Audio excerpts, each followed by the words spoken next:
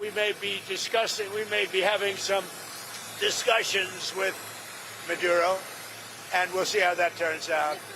They would like to talk. All right, President Trump addressed the situation in Venezuela right there last night in a gaggle after landing back in our nation's capital, considering talks with the country's president, Nicolas Maduro.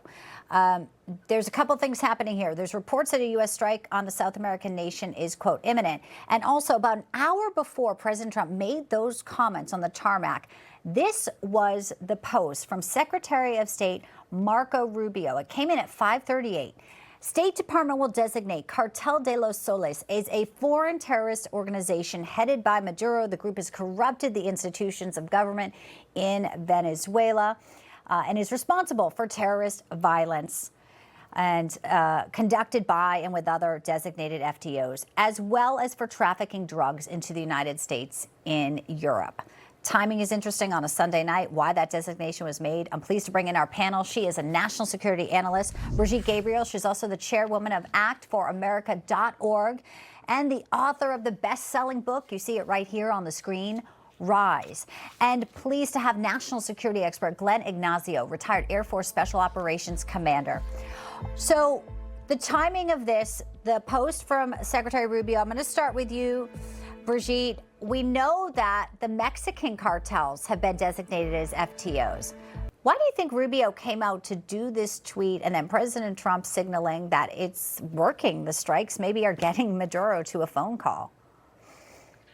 Look, the strikes are working, and also we need to keep in mind that 25% of our deployed military power is right now in the Caribbean. So we are. This is a huge military force. This is great firepower. So President Trump is playing the game of negotiations using power, force, strength, and by designating them as terrorist organizations, he will be able to exercise more strength and use more force against them. President Trump is not interested in changing the regime. I don't believe. President Trump wants to make sure that drug smuggling into the United States is stopped in the best way possible.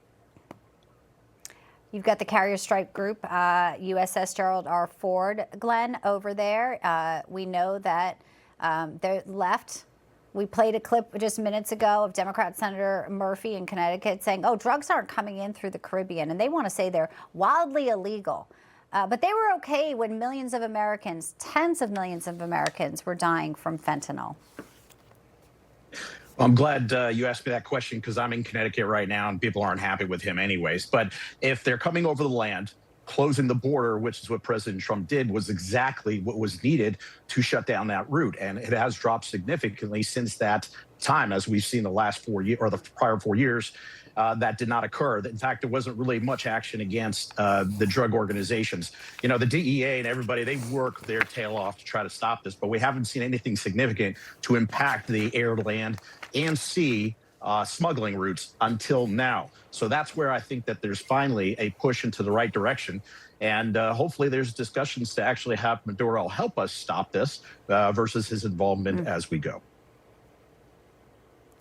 Well, obviously, we know that the minute President Trump does get on a phone call, there's so much transparency here. We'll probably get a Truth Social post, so we'll watch that. We're also watching today, UN Security Council will vote on the U.S. Gaza peace plan. Palestinian state most likely will come up in this as well. We know Israel Prime Minister Benjamin Netanyahu opposes this very strongly, saying that his opposition to a Palestinian state in any territory has not changed. Gaza will be demilitarized. Hamas will be disarmed from its weapon. Either the easy way or the hard way. I do not need reinforcements and tweets and lectures from anyone. Tomorrow's also a big day because MBS is going to be with President Trump in the Oval Office, Brigitte, and we know one of the sticking points there is they too want a Palestinian state. But they want a lot more from the United States, including security guarantees. So it'll be interesting to see how President Trump, who has a great relationship with MBS and Saudi Arabia, all the economic developments, you know, kind of cracks this, because this is going to be a difficult one. Your take? It is difficult, but it is possible to happen where Saudi Arabia can join the Abraham Accord under this presidency of President Trump. As a matter of fact, I think President Trump wants to seal the deal by bringing Saudi Arabia, using his friendship with MBS, to bring Saudi Arabia to the Abraham Accord. Saudi Arabia, MBS wants to establish himself and build his reputation on the world stage, especially after the assassination of Khashoggi back in 2019. He wants to come back as a big player.